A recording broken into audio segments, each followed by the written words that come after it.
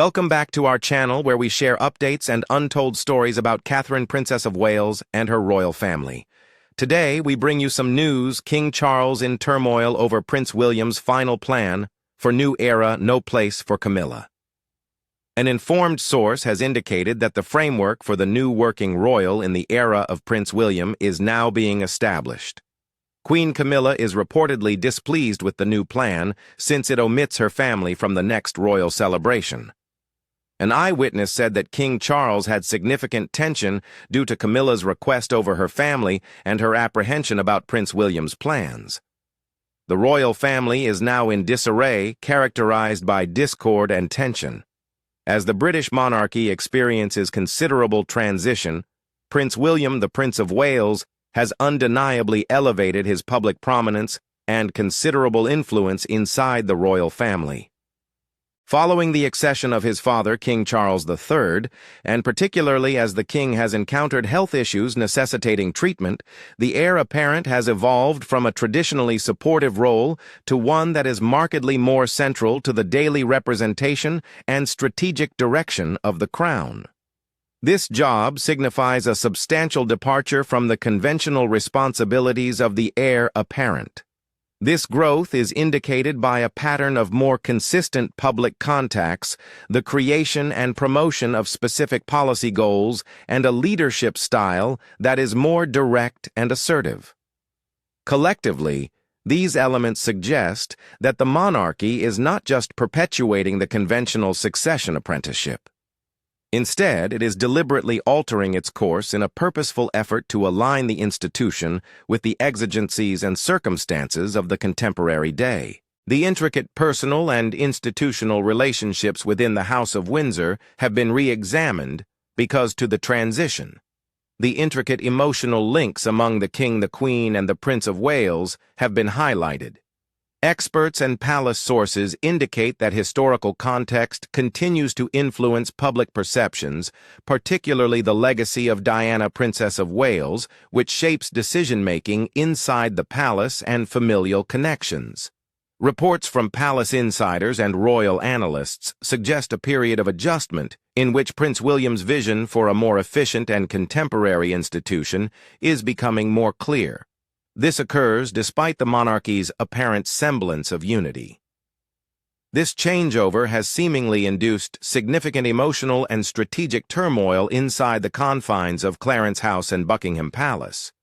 Senior royals are allegedly deliberating on preserving significant traditions while ensuring the crown's relevance for future generations. A novel perspective and the significance of history. Numerous British media outlets report that a pivotal event during this transition was a series of clandestine meetings between Prince William and prominent royal aides. The prince presented a unified and robust vision for the monarchy's future during these exclusive brainstorming meetings. There was an increased focus on the need for the institution to more closely correspond with the values and ambitions of the 21st century, as articulated in the thoughts attributed to him. Enhancing transparency about the monarchy's activities, augmenting accountability for public duties, and establishing a concept of service that is both concrete and linked to measurable social outcomes were purportedly among the principal matters he was contemplating. Observers noted that William's recommendations addressed certain operational changes. The reforms encompass the standardization of impact reporting for royal initiatives, the consolidation of patronages around a select few long-term projects instead of diffusing efforts across an overwhelming number of engagements, and the reorganization of communications to articulate clearer narratives regarding the monarchy's social value. Reports indicate that these proposals encompassed the professionalization of charitable program delivery through expert-led teams, the formation of enduring partnerships with academic institutions and NGOs, and the integration of comprehensive evaluation frameworks to ensure that initiatives endorsed by the royal family could exhibit measurable outcomes in early childhood development, mental health, and environmental conservation. A kind of monarchy that has historically been mostly ceremonial and insulated from the complexities of policy-making yields to this perspective, indicating a significant departure from that model. Analysts contend that William's strategy prioritizes repurposing the institution to meet community needs above preserving its external appearances. He said that any substantial alteration must be all-encompassing and include several facets of royal life. This encompasses the allocation of duties among senior royal family members and the method of distributing and communicating patronages. It was presented not as an antagonistic reversal of existing norms, but as an essential progression based on the belief that the Crown must actively cultivate its legitimacy in the public consciousness as per people acquainted with the discussions. His tone exhibited a blend of resolve and emotional urgency. The proposed alterations imply a transformation in the institutional logic of the monarchy. Historically, prestige and ceremony were the main methods for acquiring influence. However, the newly created model prioritizes the demonstration of social impact and professional collaboration. The balance between symbolic duties, including state occasions, traditional rites, and constitutional ceremonies, and issue-driven activities designed to mobilize public attention and resources for quantifiable social objectives, would be altered if such a recalibration occurred. It is not the elimination of ceremonial functions. Instead, advocates assert that it is a reorientation wherein ceremonial activities fulfill a major public benefit purpose rather than existing as a goal in itself. This alters the execution of ceremonial acts. Emotional nuances were evident in the interpersonal dynamics of these professional talks. King Charles III, who has devoted his whole life to public service and extensively contemplated the nature of his reign, exhibited a spectrum of emotions in response to his son's debut.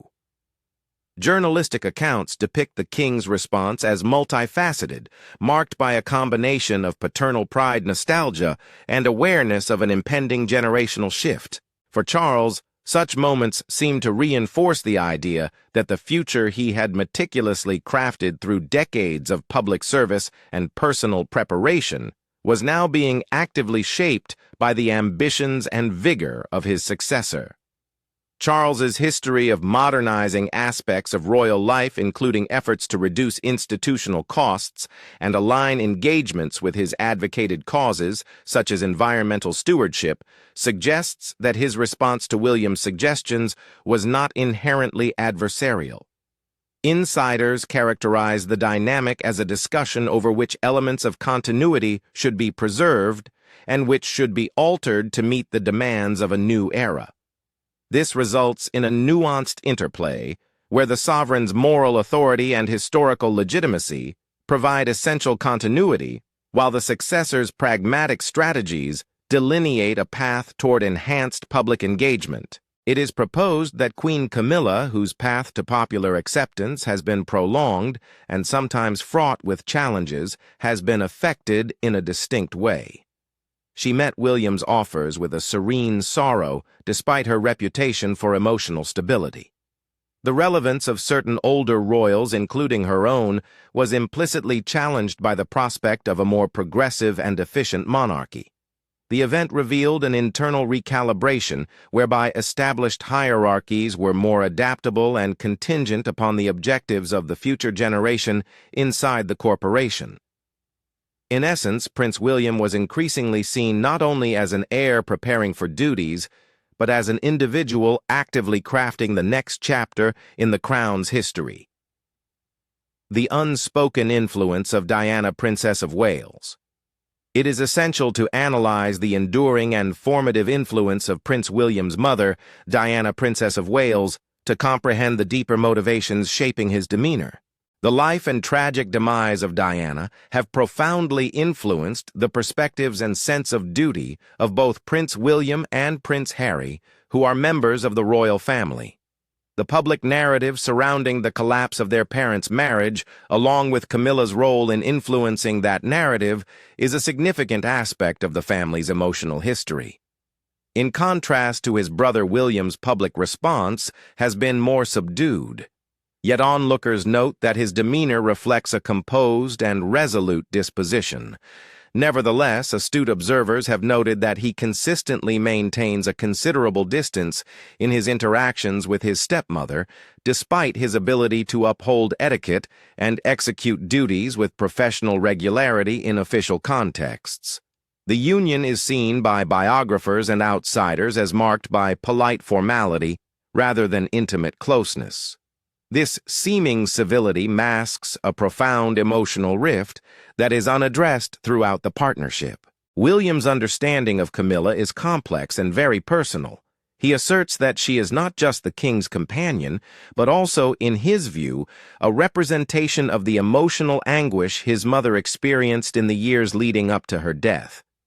Reports indicate that he closely monitored the emotional consequences stemming from his parents' split. This encompasses the personal anguish that ensued after the public scandal, together with the feeling of alienation that Diana encountered inside the royal family and under public scrutiny.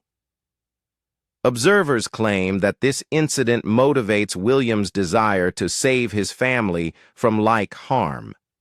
His commitment to provide a more private and secure home life for his children is widely seen as a major impetus for his broader vision for the monarchy. He intends to restructure his public and private behaviors to reduce the exposure and scrutiny his mother faced. In royal households, the delineation of responsibilities among many generations has historically been negotiated, a process often complicated by public scrutiny and private allegiance. The emotional intensity associated with these limits in this instance renders the current constellation particularly striking. Diana's memory remains a significant cultural presence, and the suffering she endured in her later years has been explicitly referenced in public discourse on multiple occasions. Considering this, William's protective instincts are seen as part of a broader effort to reform the monarchy, ensuring it retains its dignity and purpose while reducing weaknesses that have traditionally resulted in considerable personal sacrifice. The attribution of these statements in the media was approached with care. They remain unproven. A notably emotional narrative circulating in some stories is a private conversation in which William allegedly told his father, "If it weren't for her, Mom wouldn't have died alone like that." However, this claim lacks corroborative proof. Nonetheless, the feeling reflects the ongoing assignment of blame and the deeply experienced grief that continues to affect familial connections.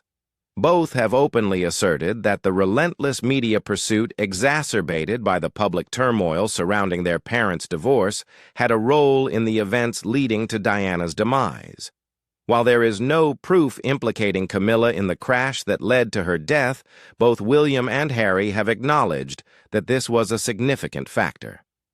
William thinks that Diana's last years were characterized by loneliness and bitterness. He attributes these conditions in part to the collapse of her marriage and her marginalization within royal society. The lingering ideas cause King Charles enduring distress and highlight an unresolved rift with his sons. A challenge hindering Queen Camilla's full integration into the family is the emotional rift she has with her children William and Harry.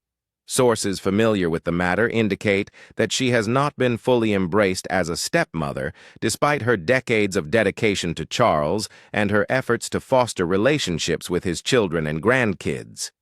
Moreover, she has undertaken the prominent and accountable position of a consort. The existing royal dynamic is rooted in this unresolved history, which constitutes a fundamental element and informs judgments about tasks, obligations, and the future framework of the institution. A contest for succession and principles in the shadows. The interpersonal dispute between Prince William and Queen Camilla cannot be solely attributed to personal issues. This reflects a broader ideological schism on the attributes that the monarchy should embody in contemporary times. This disagreement is not communicated via public disputes. Instead, it is articulated through strategic planning, management of publicly visible stances, and the shaping of institutional agendas. The presence of King Charles and Queen Camilla symbolizes the continuance of the traditions and practices that underpinned Queen Elizabeth II's long reign. Their approach demonstrates a focus on duty characterized by significant stress on responsibility adherence to ceremonial traditions and a deliberate degree of institutional detachment from political debate indicative of a generational commitment to duty. Charles aimed to uphold this inherited foundation throughout his rule while also seeking to integrate his own interests, notably environmental stewardship and architectural conservation, into public life.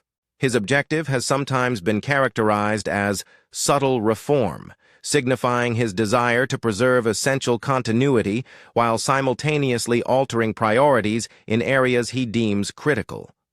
Conversely, Prince William advocates for a more definite reorientation.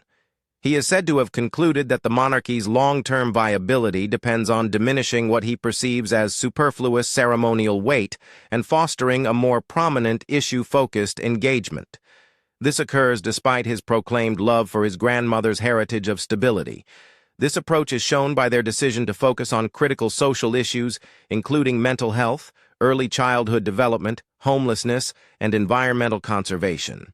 Rather than just endorsing several charity organizations ceremonially, their model emphasizes long-term commitments, partnerships with experts and community organizations, and an evidence-based approach prioritizing good outcomes. A nuanced rivalry for influence and practical power has emerged within the royal household due to this divergence in conceptual approach. A vital element of William's strategic approach is his steadfast dedication to honoring the memory of his mother. He seems to regard some aspects of Diana's public style, like her emotional intelligence, her ease in fostering personal connections, and her readiness to use her position to highlight neglected concerns as instructive for his own approach. He appreciates these facets of Diana's public approach. From this perspective, William believes that reinstating Diana's empathetic and community-oriented principles inside the Crown's operations serves to rectify institutional inclinations he perceives as too formal or disconnected from quotidian realities. Catherine, Princess of Wales, is an essential collaborator in this quest. In addition to her role as a partner, she significantly contributes to the relationship's long-term planning, serving as a primary collaborator and strategist.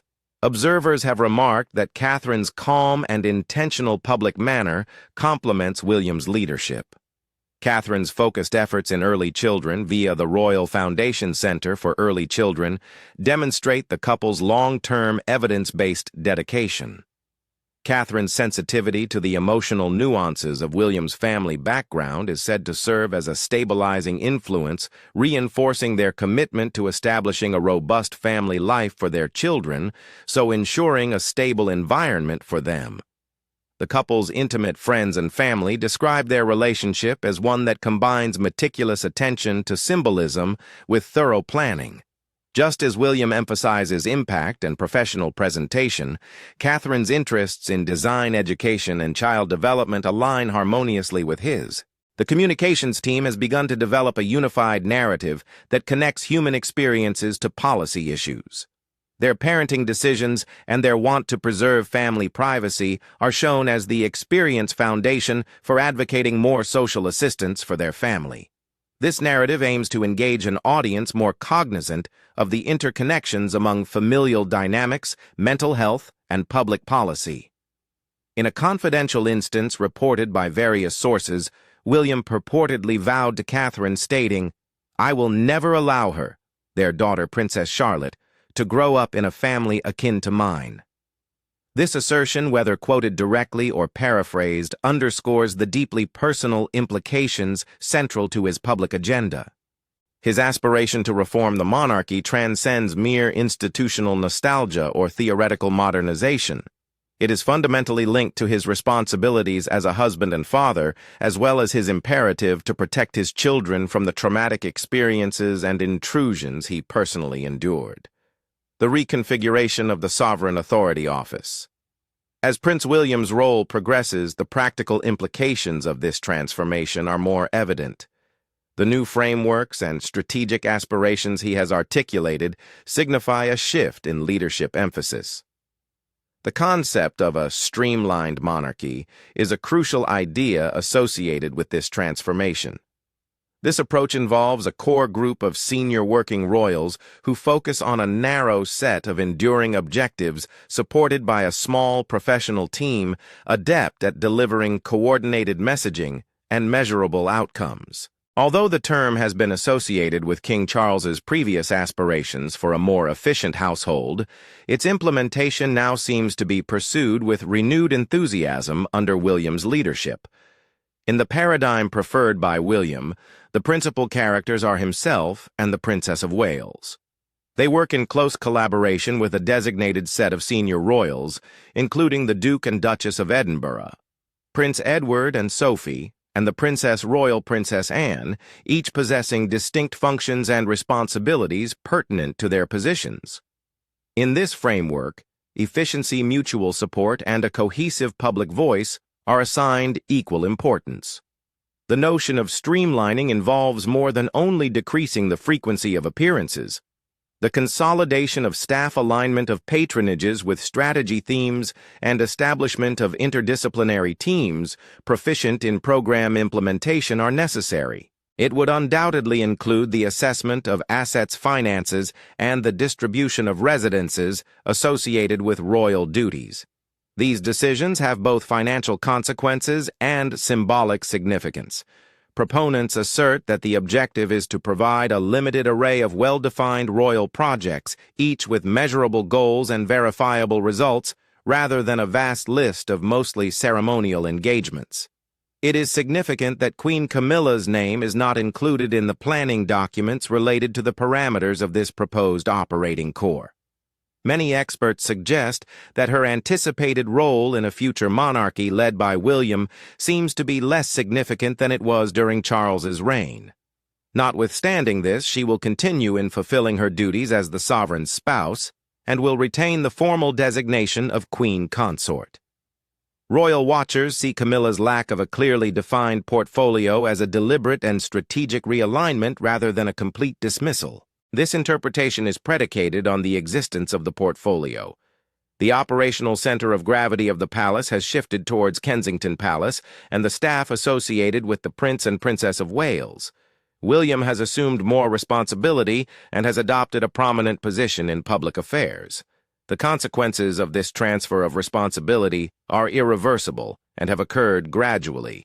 Due to King Charles's continuous cancer treatment, he has been compelled to delegate a growing share of his official obligations.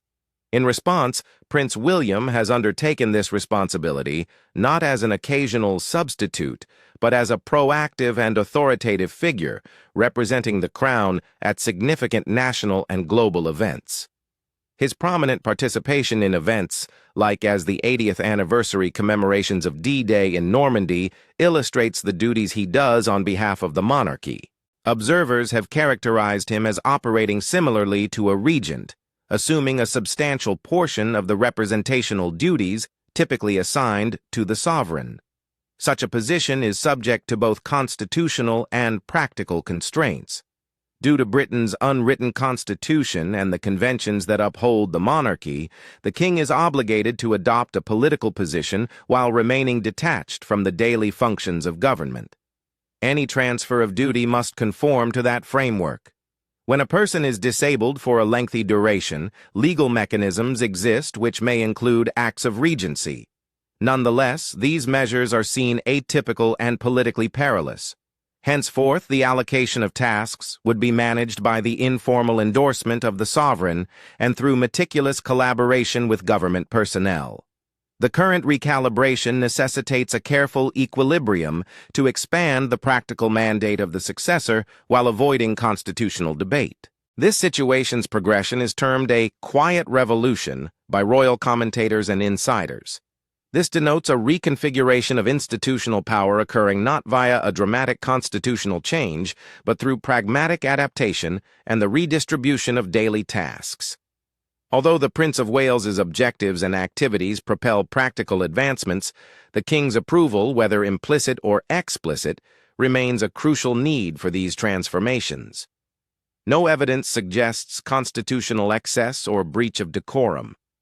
A senior palace source encapsulated the situation by asserting, "The king retains the crown, yet the prince is progressively exerting influence." This remark signifies a burgeoning agreement among analysts that King Charles III's reign will be perceived as a transitional phase, serving as a conduit between the extensive era of Queen Elizabeth II and the more contemporary monarchy that Prince William seems determined to cultivate. This alteration has received a mostly favorable reaction from the public. Prince William and Princess Catherine consistently rank as the most popular and trustworthy members of the royal family, particularly among younger demographics, as shown by opinion polls and surveys. Their communication strategies, characterized by a contemporary and intentional use of social media, a clearer and more focused message, and a readiness to candidly address societal issues, have fostered an image that is accessible and relevant. This public goodwill enables William to enhance his ability to implement institutional reform, therefore legitimizing his endeavors to realign royal goals with long-term societal aims. Conversely, popularity does not ensure the longevity of an institution. Unintended consequences may arise from efforts to alter the system. Elderly family members may feel devalued, established networks of patronage and support may be disrupted, and courtly rituals may be scrutinized in the media. The monarchy is linked with constitutional traditions, associations with the Commonwealth, and diverse public expectations. The meticulous handling of symbols is just as crucial as the structuring of any significant reconfiguration. This includes the use of titles, the execution of rituals, and the family's demonstration of continuity while embracing change. The Queen's ambiguous prospects ahead. A very perilous personal and public situation has emerged for Queen Camilla due to these recent occurrences.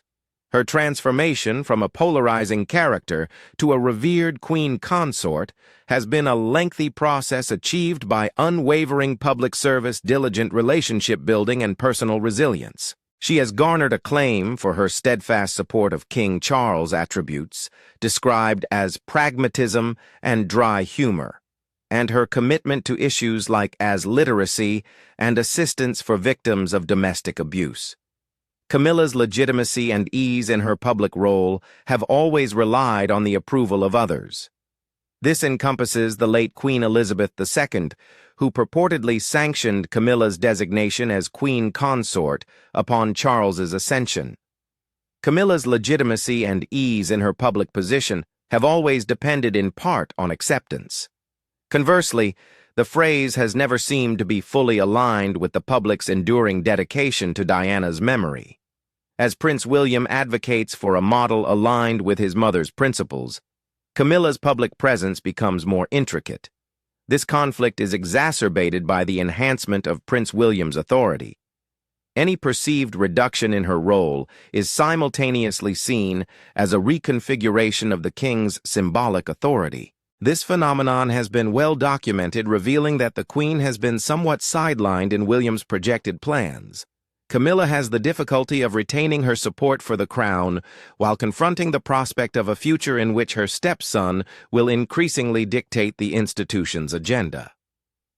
Camilla has a melancholic and unresolved history with her stepson, and she is apprehensive about the institution's future. There is much conjecture among royal observers over her participation should William take the role. The title of Queen Dowager is traditionally given to the widow of a king. However, this situation is atypical since Camilla would be seen as a stepmother rather than a direct parent to the reigning monarch. Due to the purported absence of warmth in their relationship, some analysts have concluded that her public role will be lessened relative to her current position beside King Charles. Although it remains speculative how such a transformation would occur, whether through a gradual reduction of responsibilities or a formal reassignment of patronages, the prevailing assumption is that the transition would be peaceful and institutional rather than abrupt or punitive. It is essential to analyze historical precedents and discrepancies. Numerous royal families have had step relations, and secondary consorts occupy roles ranging from significant matriarchs to more discreet figures with restricted public visibility in their latter years. the management of Camilla's forthcoming job will need diplomatic finesse. Sudden withdrawal may be seen as unkind, while retaining her in a prominent role that contradicts her stepson's trajectory might result in public misinterpretation. Numerous analysts argue that the most likely outcome is a negotiated agreement that reconciles acknowledgement of her extensive service with a restructured portfolio aligned with the interests of a new sovereign. Furthermore, commentators caution that William is unlikely to undertake actions seen as vindictive, despite possessing personal grievances rooted in his family's past. Rather than seeking to resolve popular grievances, he has underscored that his objective is to guarantee the monarchy's ongoing survival. Nonetheless, his initiative aims to highlight a fresh array of objectives associated with Diana's empathetic public persona. This will inevitably restructure the institutional environment, diminishing the prominence of individuals whose significance is inherently tied to historical battles. Despite the upsetting nature of this probable conclusion for both Camilla and the king, most commentators believe that it is an almost inevitable outcome considering the previous history of the royal family. For decades, the tragedies surrounding Charles, Diana, and Camilla have significantly affected society, shaping public opinion and familial interactions. As the crown transitions to a new generation, the focus will shift from preserving previous legacies to establishing an institutional framework that meets contemporary demands and future needs. This calculation reveals that William's blend of personal motivation and institutional duty, the fusion of a son's grief with the responsibilities of an impending monarch, serves as a catalyst for transformation.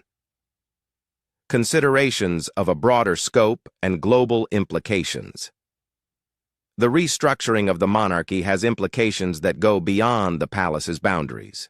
The United Kingdom's head of state has diplomatic influence and fulfills a ceremonial function during state visits and international commemorations across the Commonwealth. William and Catherine's positioning on global issues, including as climate change, sustainable development, and mental health advocacy, will influence the Crown's capacity to use its soft power and foster international ties. The monarchy's ability to garner attention and resources for transnational issues may be enhanced through a more focused and expert-led royal engagement. However, if not adequately governed by constitutional limitations, it risks politicizing the institution. Monarchies in many regions globally have faced adaptation constraints. Royal families in Scandinavia and the Low Countries have curtailed their public spending, professionalized their staff, and emphasized the societal advantages of their endeavors to rationalize ongoing public backing. These advancements are evident in the model offered by William, which has fewer events involving ceremonial fragmentation, more professional competency, and enhanced transparency in outcome monitoring. Besides serving as a source of inspiration, analogous models provide significant insights on public expectations, media scrutiny, and the delicate boundary between policy advocacy and soft diplomacy. Moreover, there exists a domestic political dimension. Although the Crown is officially insulated from party politics, its public standing influences debates over constitutional frameworks, royal finances, and the prospective composition of the United Kingdom.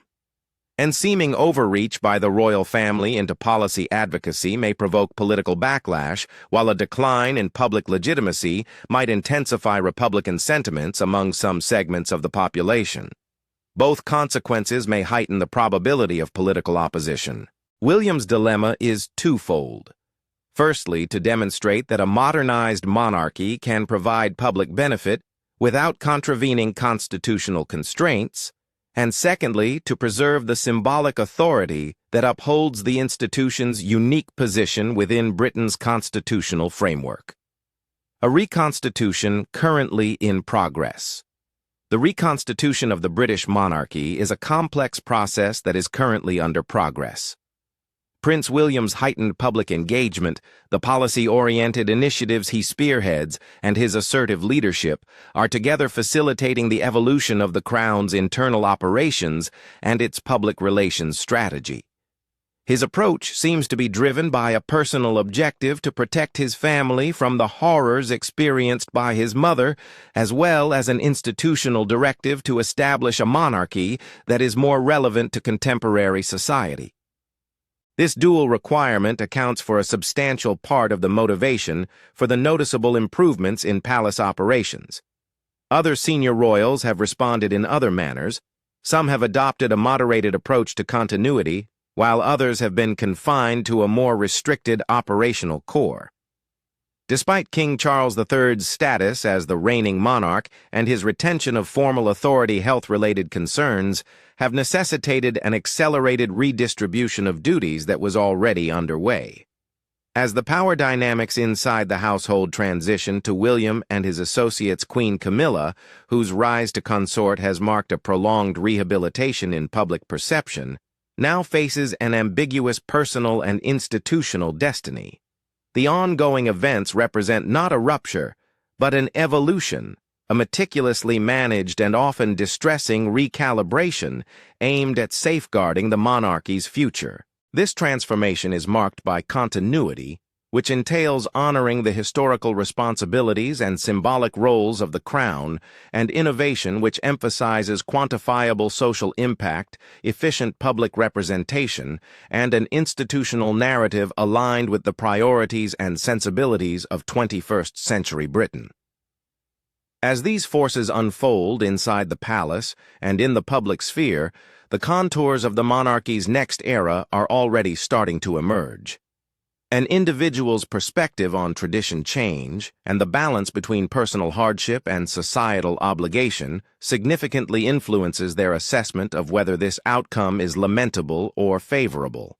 Currently, the trajectory is clear. The principles that may define King William Vardy's reign are shaping policy, personnel, and public image, so subtly but profoundly reshaping the institution from within.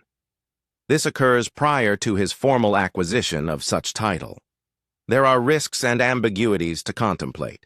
Implementing institutional change amid personal histories and public expectations is naturally difficult.